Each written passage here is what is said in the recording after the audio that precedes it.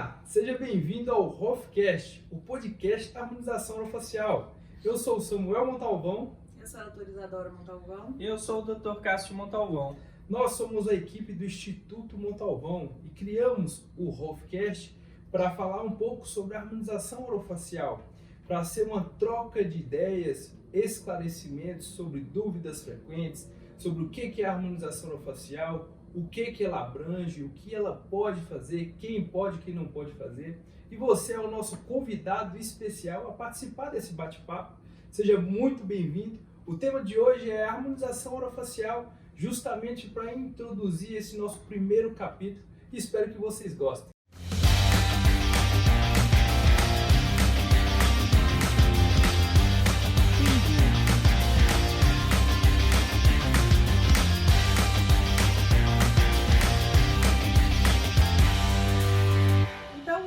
No nosso podcast, o assunto que a gente vai falar é sobre o que é harmonização orofacial.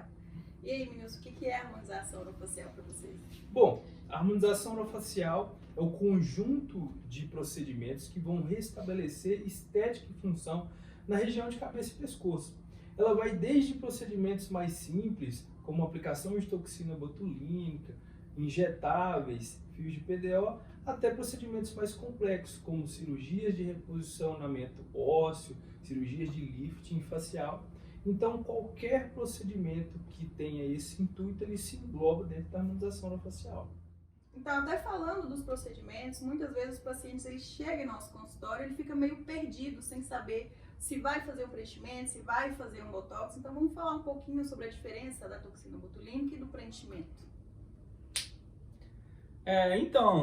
Botox ela é uma substância que a gente utiliza dentro da harmonização orofacial, mas ele é para um fim mais específico. Ele vai agir na musculatura, então ele vai agir nos dando 3 benefícios principais: para amenizar as rugas, as linhas de expressão, para fazer o relaxamento muscular e para fazer a prevenção desse envelhecimento, né? Já o ácido hialurônico ele vai ser mais voltado para volumização, para fazer lift, para fazer contorno, para aliviar linhas ou sulcos profundos. Então, basicamente, a diferença principal deles está nessa. Cada um vai servir para um tipo de resultado. Então, de acordo com o desejo do paciente, a gente vai destrinchando o que ele mais quer, o que ele pede, se é para tirar o cansaço, se é para amenizar linhas de expressões, se é para definir contorno, e de acordo com o que ele pede, a gente vai utilizando essa substância. Eu vejo que no consultório muitos têm dificuldade em saber o que é botox, o que é ácido hialurônico, se coloca no lábio, se coloca botox no lábio, se é preenchimento.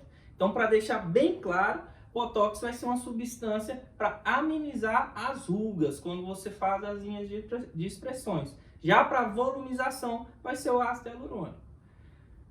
Só para abrir um parêntese, quando a gente fala para amenizar as rugas, a toxina ela não vai ser aplicada na ruga, certo? Às vezes o paciente ele pode ficar pensando isso.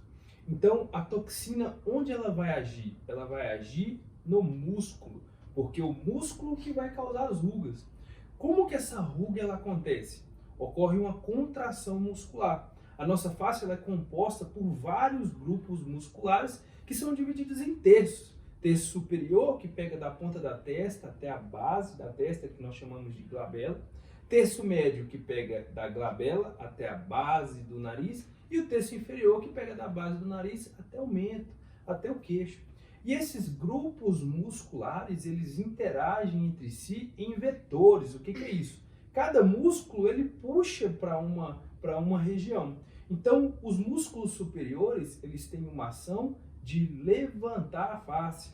E é quando você levanta a sobrancelha, a ação do músculo frontal, se ela está em hiperação, ela está hiperativa, nós temos a dobra dessa pele e nós temos as rugas frontais, aquelas ruguinhas, aquelas linhas que ficam aparecendo ali. São 2 tipos de rugas, não é isso? Isso, com o passar do tempo, essas rugas que só são visíveis quando a gente faz a expressão, elas começam a ser visíveis mesmo em repouso. Por que isso acontece? O músculo ele dobra a pele, ele quebra a fibra colágena daquela região, ele quebra o suporte de gordura superficial e nós temos uma ruga instalada. Então existem dois tipos de ruga, as rugas estáticas, que são essas que aparecem e são visíveis mesmo quando a gente não faz a expressão, e as rugas dinâmicas, que são aquelas que aparecem só quando existe a mímica facial. Essa ruga dinâmica que é onde o Botox vai agir. O Botox, ele tem uma ação preventiva, ele não tem uma ação corretiva. As rugas estáticas, elas além de precisarem da ação da toxina para elas não piorarem, elas precisam ser preenchidas. Isso tem que ficar muito claro para o paciente, principalmente para aqueles que não têm esse entendimento dessa distinção de rugas, que é geralmente aquele paciente que chega, olha doutor, essa ruguinha aqui me incomoda, quero geralmente tirar, né? Eles falam tirar. E somente com o Botox a gente não consegue resolver por completo esses casos. A gente tem que entrar com um preenchimento, tem que entrar com um bioestimulador naquela região, tem que paralisar aquele músculo, porque enquanto ele tiver com essa ação, e principalmente se for um músculo com hiperfunção, aquela ruguinha ainda vai se marcar. E isso é um processo mais gradativo. Por isso que quando a gente fala para fazer o Botox preventivo, é para não chegar a esse estado e não precisar de tanto esses tratamentos mais complexos, que é possível fazer, mas que dá um pouquinho mais de trabalho, é um pouquinho mais gradativo. Existe um pensamento que é leigo do paciente, porque ele acha, fala assim, poxa, eu não tenho ruga, eu não preciso aplicar o Botox, né? Mas é justamente isso, a prevenção, ela vai te trazer muito mais conforto, ela vai te fazer economizar dinheiro. É igual eu brinco com meus pacientes, né? É melhor você escovar o dente do que você esperar o dente doer para ir no dentista. E isso vale para a ruga também, né? Quando a ruga ela está instalada, o processo de reversão ele é muito grande. Porque a gente tem que entender causa e efeito. A ruga ela é um efeito. A causa é o quê? A ação muscular, o processo de envelhecimento, a perda de colágeno. Então, nós temos que entender todo esse processo que causa a ruga para tentar melhorar. Mas a gente está aprofundando bastante nessa parte, né? A gente estava falando sobre diferenciação entre toxina botulínica e ácido hialurônico. Para você que chegou agora no podcast e está um pouco perdido, então a gente está nessa discussão aqui sobre diferença entre toxina botulínica e ácido hialurônico. A toxina botulínica, então, ela vai ter uma ação no músculo, ou seja, ela não vai ter nenhuma mudança estrutural, ela vai ter uma melhora no semblante da pessoa, porque ela causa um relaxamento muscular. Lembrando que o excesso da toxina ela pode causar uma paralisia, então nós temos que ser muito cautelosos para alcançar um movimento muscular equilibrado. Que é o quê? A pessoa ela tem que ter a mímica facial, ela tem que... Se você contar uma piada para ela, tem que rir. Né? Você tá com raiva, tem que mostrar que tá com raiva. Tá mas não pode aparecer ruga, certo? Então, esse movimento muscular equilibrado é o grande desafio que eu acredito que existe, porque às vezes nós temos que trabalhar isso com retox, certo? Então, essa é a diferença entre toxina e ácido. O ácido hialurônico ele vai participar na parte de reestruturação, remodelação, né? Volumização, hidratação e por aí vai. E pô, se você deixar, fica a noite inteira falando aqui, ué. Então, muitas vezes, o paciente ele chega um pouco confuso no consultório, falando, doutora, eu quero aplicar Botox aqui na minha boca porque eu tô achando que ela tá muito fina. Então, isso cabe a nós, profissionais, explicar para o paciente, para ele entender a diferença entre um e outro. Botox vai agir na musculatura e o preenchimento ele vai agir em volumização, em reestruturação facial dos tecidos que ele já vem perdendo ao longo da idade. E às vezes, né, o paciente fala, não, que eu já apliquei Botox aqui, já apliquei aqui, mas eu sinto que o meu rosto ainda está caído. Né? Eu vejo que às vezes o paciente ele fica um pouco perdido nessa e falta um pouco desse diálogo do profissional com o paciente para explicar a sua real necessidade. Às vezes o nível de envelhecimento do paciente já está no estado que só Botox não vai resolver. Vai resolver, então você já tem que entrar com a associação de outros procedimentos, seja preenchimento, ou fios, ou bioestimuladores. preenchimento. Quando a gente fala preenchimento, né, a principal substância que nós trabalhamos hoje em dia é o ácido hialurônico. Né? O que é o ácido hialurônico? O ácido hialurônico nada mais é do que uma substância que o nosso próprio organismo produz e aos 24 anos a gente para de produzir, como qualquer outro tipo de substância endógena, assim como hormônios, como testosterona e por aí vai. A diminuição desse ácido hialurônico, ela potencializa o processo de envelhecimento. Então esse ácido hialurônico ele foi sintetizado e associado a um gel com uma densidade que é variável de acordo a cada região. Então, por exemplo, se eu quero fazer um preenchimento no lábio, o meu ácido hialurônico ele não pode ter a mesma densidade, por exemplo, da minha mandíbula, porque senão ele vai ficar muito rígido, né? Imagina você mesmo, uma boca mais dura. Não vai ficar legal. Não é tão agradável, né? Então, quando você não utiliza o ácido com sua devida indicação, você pode ter problemas, você pode ter intercorrência. Então, para cada região da face, existe um tipo de ácido hialurônico indicado e cabe ao profissional dosar essa quantidade para que o resultado fique o mais próximo da expectativa do paciente, certo? Fala. Mas aí eu ia falar de reticularização, né? Será que não fica muito profundo falar disso agora? Fala. Então, dependendo do tipo da técnica, né, que o profissional tem, ele pode utilizar alguns ácidos mais reticulados ou menos reticulados para a gente conseguir um desenho, um refinamento melhor. E o que é reticulação para o nosso ouvinte? Reticularização é a densidade do material. De acordo com o G' daquele material, ele vai ter algumas características. Por exemplo, de acordo com a densidade, mais viscoso aquele preenchedor ele vai ser. Isso ele vai trazer mais água para a região e vai impactar no nosso edema inicial, né?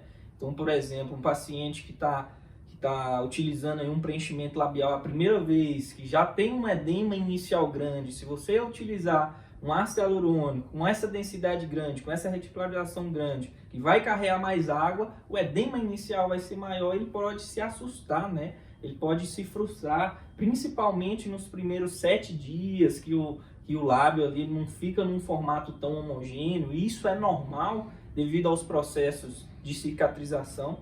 Então a gente tem que ficar bem atento quanto aos componentes desse ácido hialurônico de acordo com a sua técnica. Na nossa técnica, onde a gente faz uma escultura labial, nós indicamos para o preenchimento labial uma reticularização mais média, né? Onde a gente consegue ter um volume, uma durabilidade desse material, mas nós conseguimos modelar ele no formato que o paciente ele nos pede. Então é de suma importância, principalmente para os profissionais que estão iniciando, entenderem como que funciona cada tipo de material, cada tipo de ácido e essas suas propriedades, para passar esse conhecimento para o nosso paciente e ele entender todos esses processos de cicatrização e não ter nenhuma surpresa.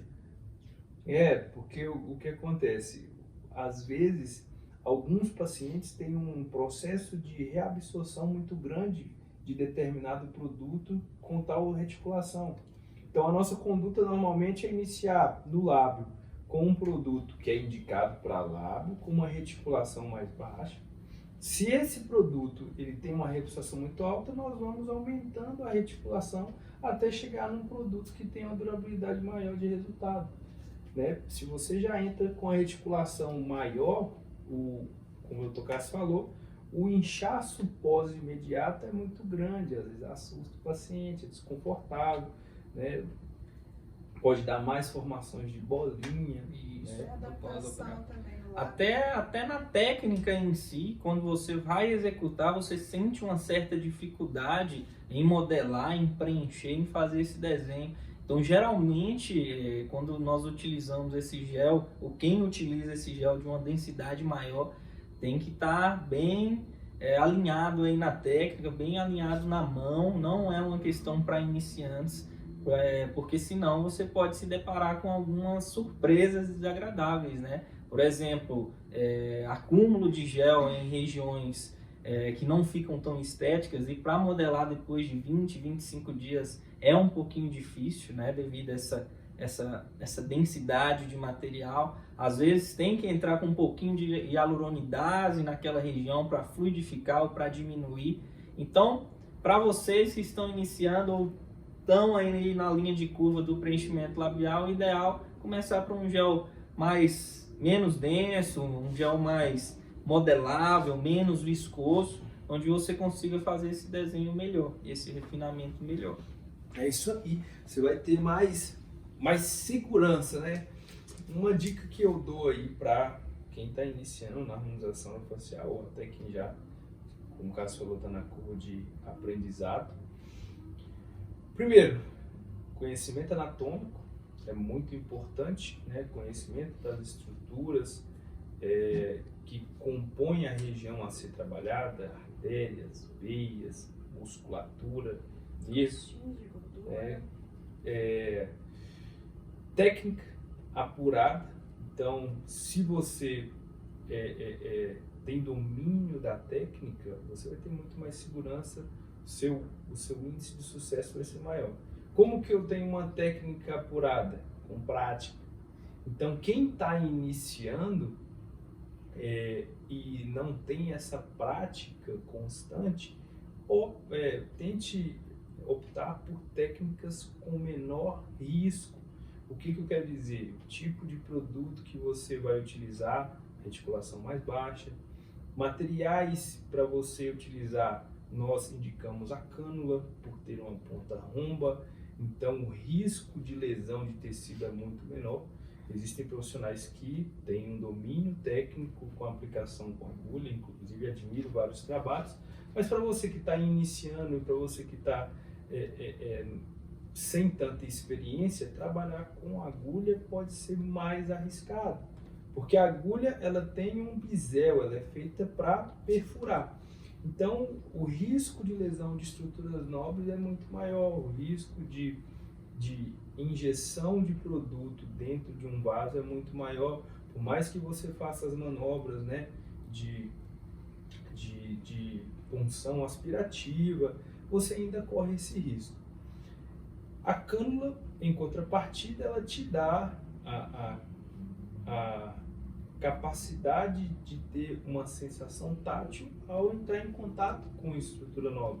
Então você, com a mão leve, né? Sempre pedindo licença aos tecidos para passar ali por baixo da pele, fazer o caminho até a gente alcançar aquele lugar onde a gente quer que o material ele fique depositado. Justamente.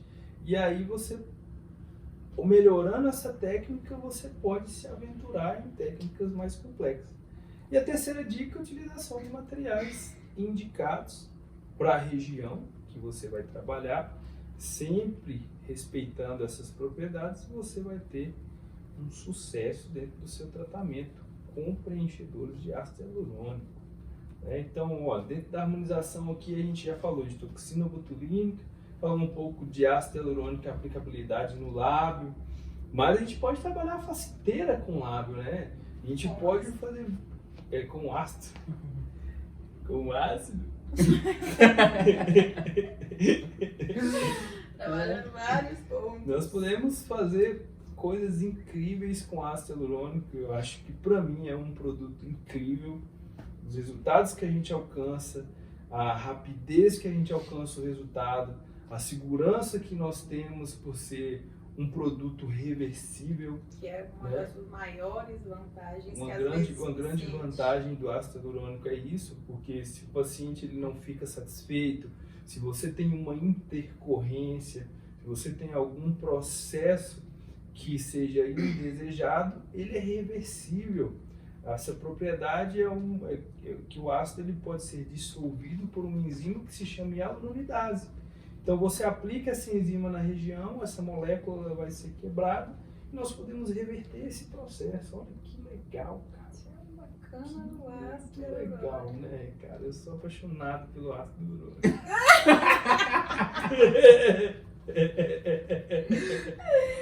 Ai, Deus. Deixa eu falar aqui. Nós temos que bolar? Não, deixa eu falar aqui, né? senão eu vou Mano, o perder. Deixa eu podcast falar tem que aqui. ser Deixa eu assim, falar, velho. Vocês não estão entendendo. que Mas o por, podcast tem que mas ser por assim. Peraí, deixa eu exemplo, falar que senão eu vou perder minha a gente entrar, já que você tá falando, então vai lá.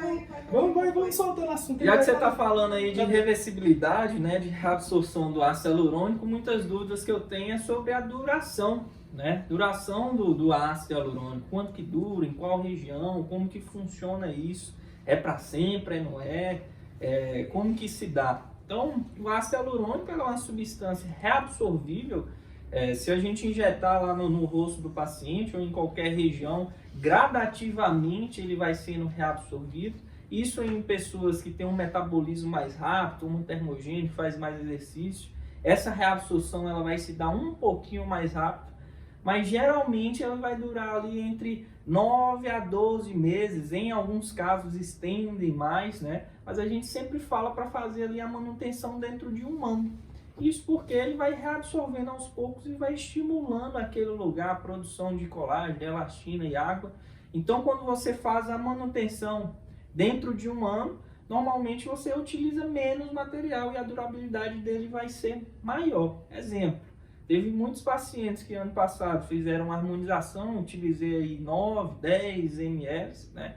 Retornaram para fazer a harmonização dentro de um ano e, para minha surpresa, se manteve muito parecido com o nosso resultado. E ali ele gostou, queria só fazer a manutenção e nós utilizamos ali 6, 5 ml, a metade do que foi utilizado na primeira sessão, somente para fazer aquela manutenção. E agora a gente vai seguir para ver como que vai ser a longevidade desse tratamento. Então, muitas das vezes, a gente não precisa colocar a mesma quantidade para manter o tratamento. Essa é a longevidade que mais ou menos o ácido hialurônico vai ter. Um parênteses que a gente tem que abrir aqui, nós temos que lembrar o nosso paciente que ele não vai parar de envelhecer. O ácido hialurônico, ele faz uma função dentro das várias funções da harmonização. Então, o que acontece? A gente faz o preenchimento com ácido para devolver aquela estrutura que o tempo tirou. Mas a pele ela vai continuar a ficar flácida, né? O músculo ele vai continuar ficando rígido. Então, às vezes, a gente tem que fazer uma associação de tratamentos para que o rejuvenescimento ou o retardo do envelhecimento ele aconteça. Então, não é só trabalhar com ácido hialurônico, né? A gente tem que associar o bioestimulador de colágeno, porque o que acontece? Vamos lá, cheguei lá. Eu, por exemplo, tenho 18 ml de ácido hialurônico no meu rosto. Só que o ácido hialurônico ele vai sendo reabsorvido com o tempo. Então a gente fala para fazer um retorno em média com um ano. Só que o ácido hialurônico ele não some com um ano. Aquele resultado maravilhoso que ficou, que ele diminui, certo? E a gente vai usar um pouquinho mais para melhorar. Só que a pele ela vai continuando flácida. Então a gente tem que tomar muito cuidado, porque vamos entender, se a gente engorda a barriga, a pele ela estica. Se a gente emagrece, a pele não volta, a pele fica flácida. A mesma coisa acontece com o rosto. Então, além de fazer o tratamento com ácido para reestruturação, nós temos que tratar a flacidez de pele, nós temos que tratar a rigidez muscular para diminuir esse processo de envelhecimento. Então é muito importante a gente informar o paciente sobre essas técnicas complementares que são cruciais para a longevidade do tratamento. E isso é uma coisa que se faz gradativo, né? Eu vejo que muitos pacientes já chegam no consultório e falam, eu quero essa boca, eu quero esse resultado, eu quero para amanhã. E a gente tem que entender que isso é um tratamento gradativo. Nada que você faça vai ficar lindo e maravilhoso de uma hora para outra, né? Eu costumo falar isso muito, bater bastante na tecla com os pacientes, porque essa é uma visão da harmonização que muitos profissionais não passam ou têm uma certa negligência para passar. E na consulta nós frisamos, existe um processo na qual você tem que caminhar e que você tem que entender para que a gente chegue naquele resultado. Às vezes a gente posta um antes e depois lindo, maravilhoso, e a gente fala lá, esse resultado só foi alcançado a partir de um ano de tratamento, né? Foram feitos preenchimentos, foram feitas bioestimulações, eles voltaram para a gente fazer o refinamento. Então é algo a se fazer gradativo. A harmonização orofacial é um tratamento, não é somente chegar lá, preencher e vai ficar lá lindo, maravilhoso. Muitas vezes a gente tem que fazer retoque, tem que fazer refinamento, tem que fazer associações entre outras técnicas. Existem limitações de cada técnica e limitações do próprio paciente, né? E isso tem que ficar muito esclarecido, até onde a gente vai preencher, porque dentro da harmonização com ácido hialurônico eu vejo que muitos pacientes se perdem um pouco. Porque é uma coisa tão maravilhosa, uma coisa tão boa, que quanto mais você vai fazendo, mais vai mudando e você vai melhorando, mas você tem que entender um pouquinho para não se perder tanto em preenchimento, que é uma linha que eu vejo que algumas pessoas começam a colocar muito e pesar a face, às vezes por falta de associação com outros tipos de tratamento, e fica aquele rosto mais, digamos assim, mais cheio, sem tanta proporção, tanto quanto exagerado, né? Então a gente tem que frisar bem isso para o nosso paciente, para não cair às vezes nessas armadilhas do nosso subconsciente. Eu acho que é um pensamento lógico, né? Poxa, se eu coloquei aquela quantidade, ficou bom, se eu colocar mais, vai ficar melhor. Né? A pessoa empolga um uma pouco. coisa, então isso cabe muito ao profissional, ser claro para ele de que o ácido hialurônico ele não resolve tudo. Né? Ele é um grande material, mas existem limitações, você tem que saber dosar. E é justamente essa questão, porque a cada ano ele vai fazer esse procedimento. Eu estou falando, é um tratamento, eu brinco que é um casamento. Porque é um casamento, porque o seu paciente, meus pacientes, por exemplo, tem paciente comigo que está há 2, 3 anos e estão comigo todo ano. Então a gente vai. Então depois que ele fez aquele processo inicial, né? Então normalmente como é que funciona a harmonização? A gente tem um contato inicial com o paciente, nós temos uma definição de onde ele quer chegar e aonde a gente pode chegar, porque existe uma diferença muito grande entre expectativa do paciente e resultado a ser alcançado. Então, tem paciente que chega lá querendo ficar com a boca da Angelina Jolie. Mas o corpo também ele põe limites, né? Às vezes a paciente fala assim, não, doutor, eu quero colocar 2, 3 ml no lábio. Só que quando você começa a preencher, se for um lábio muito fininho, você começa a preencher até começa a extravasar um pouquinho de material ali, que até o corpo impõe limite. Então a gente tem que dar uma seguradinha, explicar para o seu paciente até a quantidade de sessões necessárias para alcançar aquela expectativa dele e sempre devagar. Tem que explicar, né? Como que esse material ele funciona. Ele é um gel modelável, né? Ele sofre modelação. Então a gente preenche no limite da elasticidade da pele, no limite da técnica.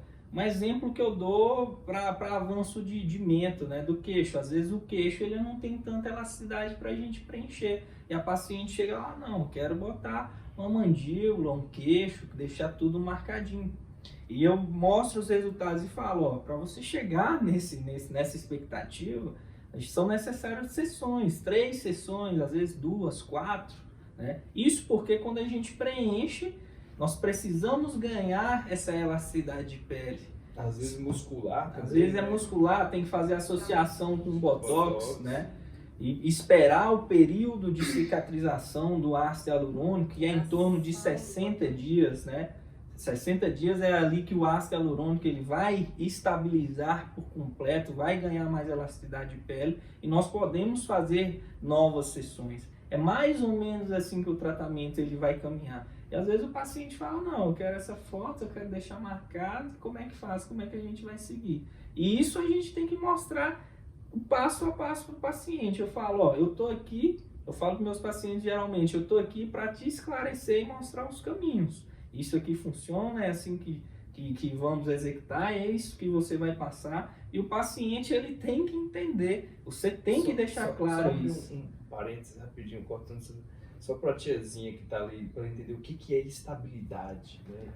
Estabilidade de quê? Estabilidade do material, do ácido hialurônico. Isso porque ele é modelável, né? Então, quando a gente injeta no organismo, ele vai sofrer processos de cicatrização até ele se estabilizar, até ele fixar e ficar da forma como eu deixei. Então, normalmente, quando a gente faz o processo de inserir o ácido hialurônico, ele vai ter o edema inicial, que geralmente quando fica inchadinho ali nos primeiros dias.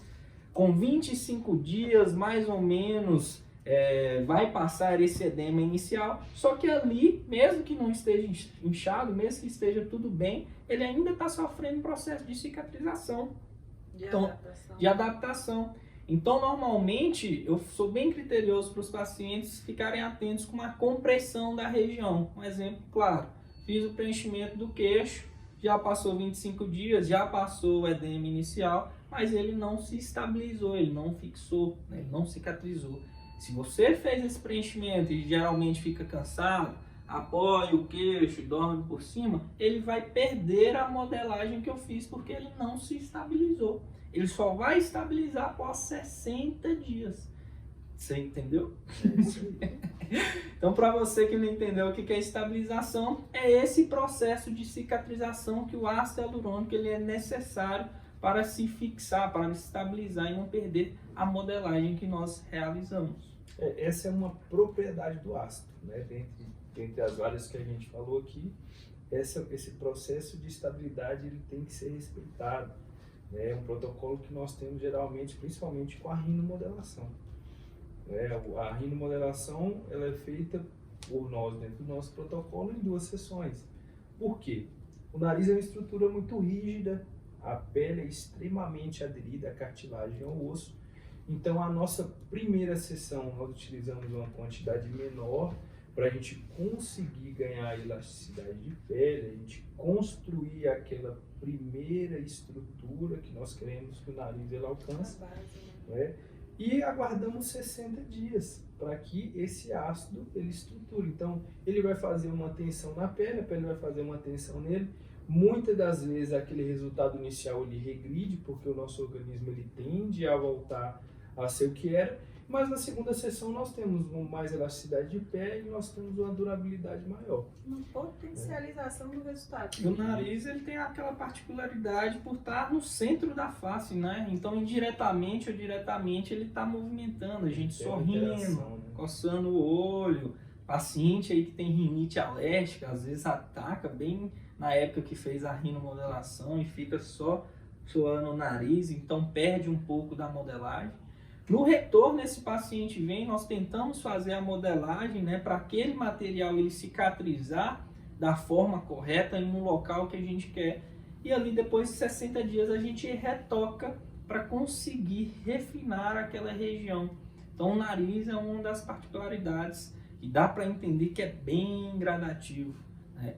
A gente tem que entender todas essas situações, principalmente paciente que usa óculos, aquelas armações mais pesadas. Eu tenho um caso de uma paciente que a gente fez a rinomodelação, frisei com ela, desses resultados.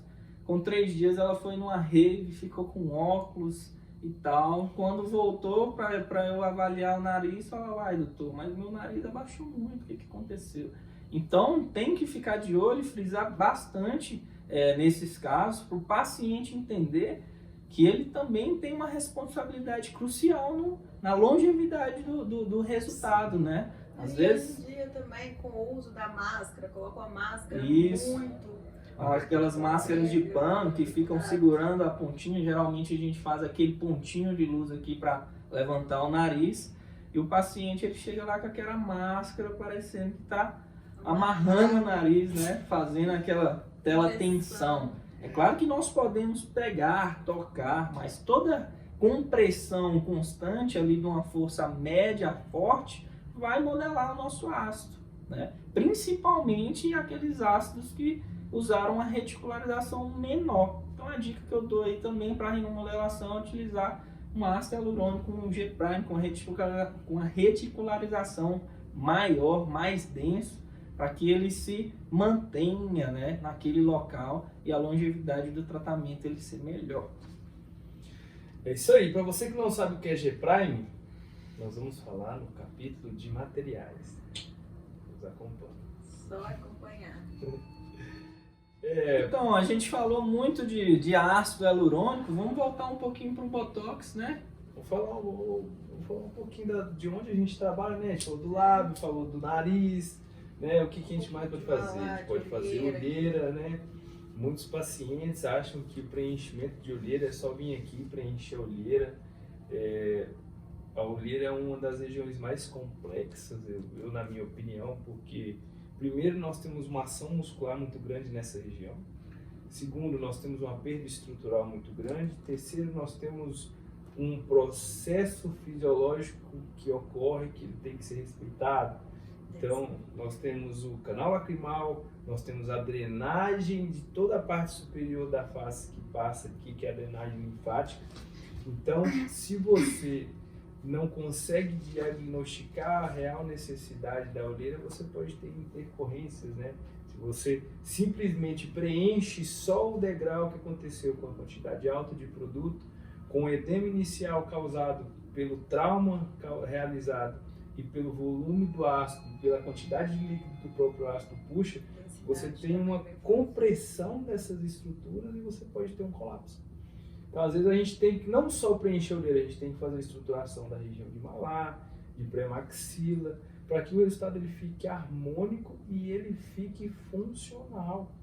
A gente tem que respeitar o processo fisiológico da face e, por isso, o conhecimento anatômico ele é de extrema importância na nossa aplicabilidade técnica.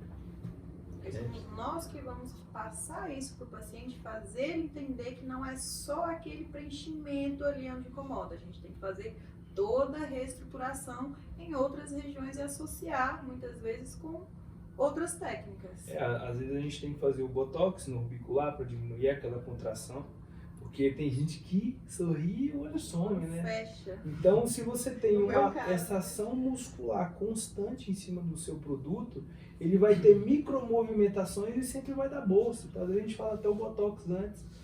Estabiliza toda aquela musculatura. Às vezes a gente faz em sessões, ao invés de corrigir tudo de uma vez. Normalmente, se a olheira ela tem um degrau, uma profundidade muito grande, a gente coloca uma quantidade menor, aguarda 60 dias, depois coloca de novo. A gente vai construindo, fazendo a base, reestruturando tudo para ter uma melhora na região.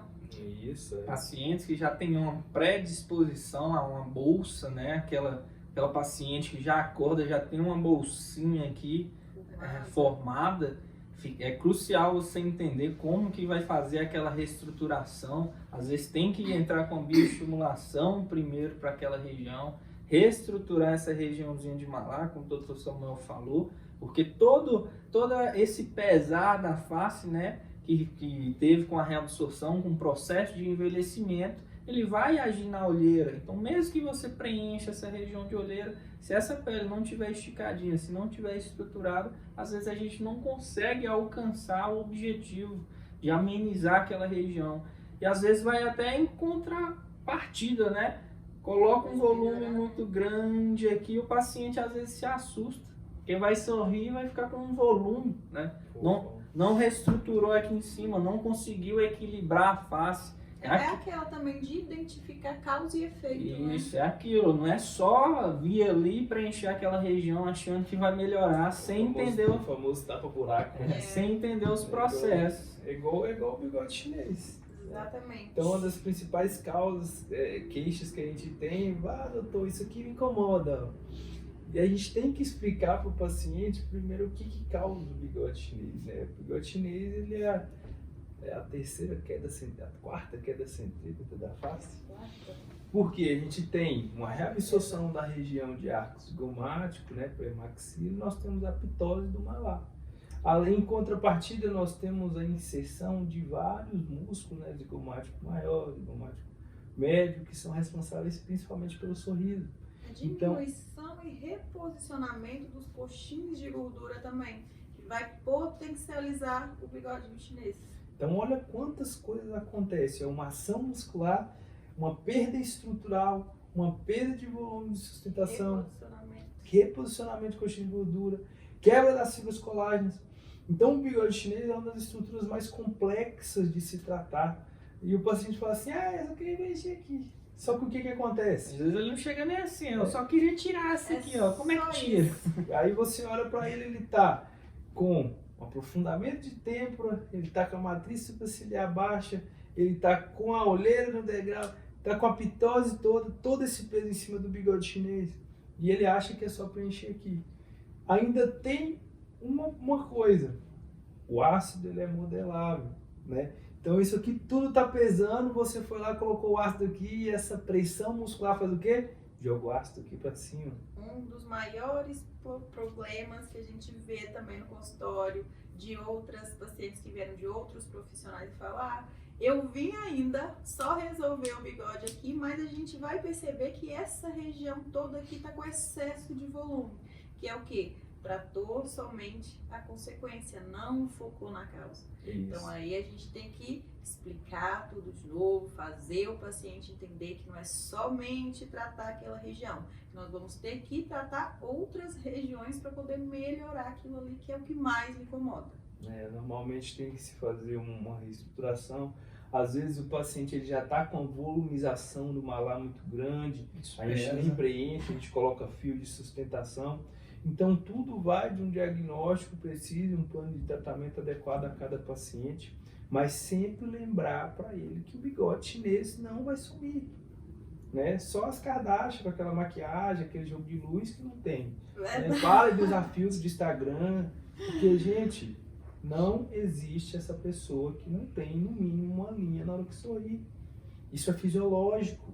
Ou a gente trava toda a sua musculatura e você não sorri e não fala, ou o bigode chinês, ele vai simplesmente amenizar, certo? É o que fica natural, é o que fica harmônico, é claro.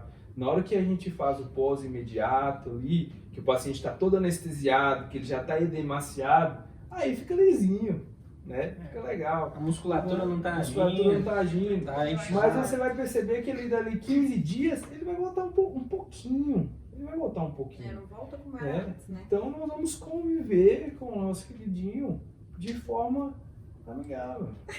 Né? Tem que entender que ele não vai sumir. Porque é E se sumir, fisiológico. fica com aspecto plastificado. Bonecão, né? Bonecão. Bonecão, Ou né? fica com a bochechinha muito alta, ou quando você vai sorrir, vai ficar travando o sorriso. Então isso não é uma coisa tão natural. E a gente sempre vai seguir o caminho da naturalidade. Às vezes o excesso de produto nessa região, ele faz uma compreensão nos músculos elevadores do lábio.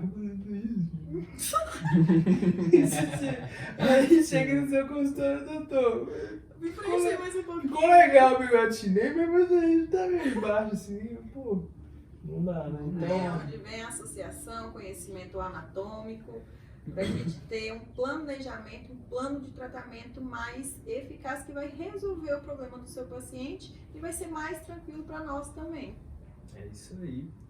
Então, ó, a gente já falou de lábio, falamos de nariz, falamos de olheira, de malar, mandíbula, né? O queridinho também da galera, né? Aqui, né? Então, às vezes o paciente fala assim, esse budalguinho aqui tá me incomodando, né? Então, Como tirar, né? Como tirar. Então, por que isso acontece? É uma cascata de acontecimentos que vem desde a parte superior até aqui embaixo. Então, ocorre uma reabsorção na linha de mandíbula, ela diminui um pouco e a pele ela fica mais flácida nessa região.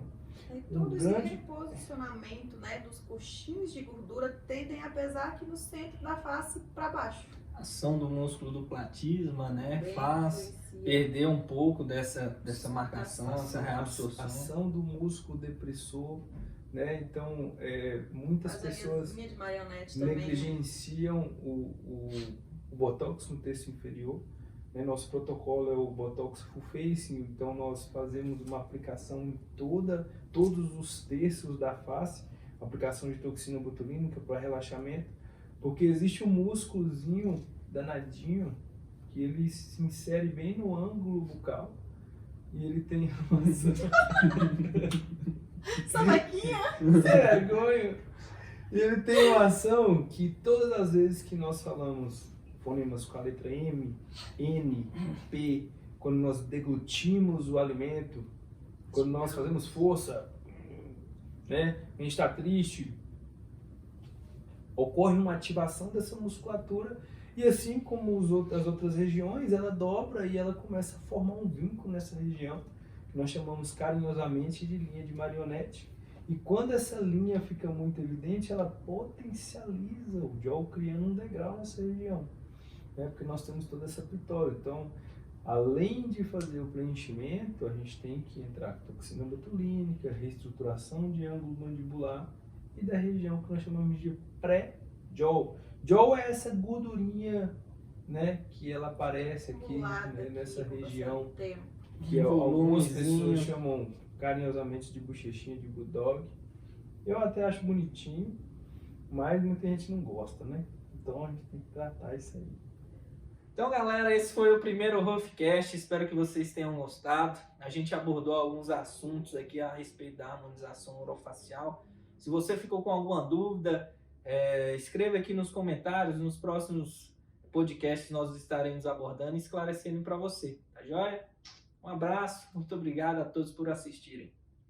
Até o próximo vídeo. Até o próximo Roughcast, aguardamos vocês.